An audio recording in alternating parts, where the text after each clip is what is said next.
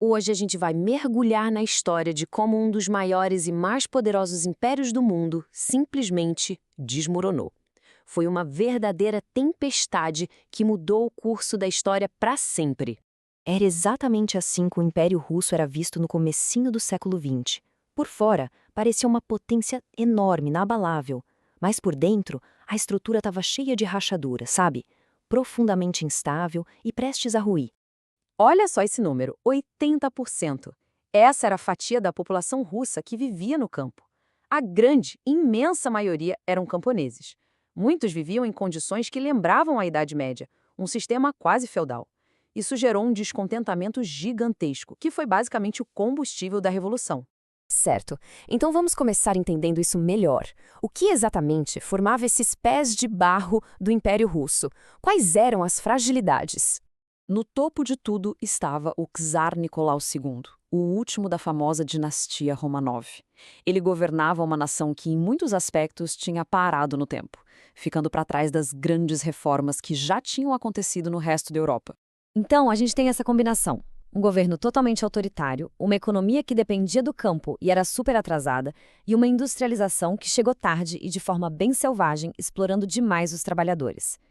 Isso criou uma sociedade que estava pronta para uma mudança radical. Era literalmente uma panela de pressão prestes a explodir. Mas antes da explosão final, as primeiras rachaduras mais sérias começaram a aparecer bem antes, mais de uma década antes do colapso total. E o mais fascinante é que a oposição ao Tsar não era uma coisa só, não. Existia uma divisão bem clara. De um lado, os mencheviques, que queriam uma transição mais lenta, mais gradual, até se aliando com a burguesia. E do outro, os bolcheviques, liderados por Lenin, que eram bem mais radicais. Eles queriam uma revolução imediata, feita pelos trabalhadores. Eram duas visões de futuro completamente diferentes. E esses eventos de 1905 foram tipo um ensaio geral para a revolução. A derrota na guerra contra o Japão, o massacre do Domingo Sangrento, tudo isso foi destruindo a imagem do czar e só aumentou a revolta. Pois é, depois do Domingo Sangrento, aquele laço quase sagrado entre o governante e o povo se quebrou. A confiança acabou. Foi um caminho sem volta. Agora, vamos avançar um pouco no tempo para entender qual foi o golpe final. A Primeira Guerra Mundial não foi só mais um conflito. Para o Império Russo, foi o estopim que, de fato, mudou tudo. 3 milhões é um número que a gente mal consegue processar. Esse foi o número devastador de soldados russos mortos na Primeira Guerra. O Império entrou no conflito totalmente despreparado, e o custo em vidas humanas foi catastrófico. Abalou a nação até a sua base. E os problemas não estavam só no campo de batalha, não. Dentro do país, a situação era de colapso total. A fome se espalhou pelas cidades, os preços dispararam, a sociedade russa simplesmente não aguentava mais. A pressão finalmente ficou insuportável. Em 1917, aquela panela de pressão explodiu. E não foi uma vez só, não. Foram duas. E esse é um ponto-chave para entender 1917. Não foi uma, mas duas revoluções. A primeira, em fevereiro, derrubou a monarquia. Mas o poder ficou no vácuo, o que levou à Segunda Revolução, em outubro, que aí sim colocou os bolcheviques no poder e estabeleceu um Estado socialista.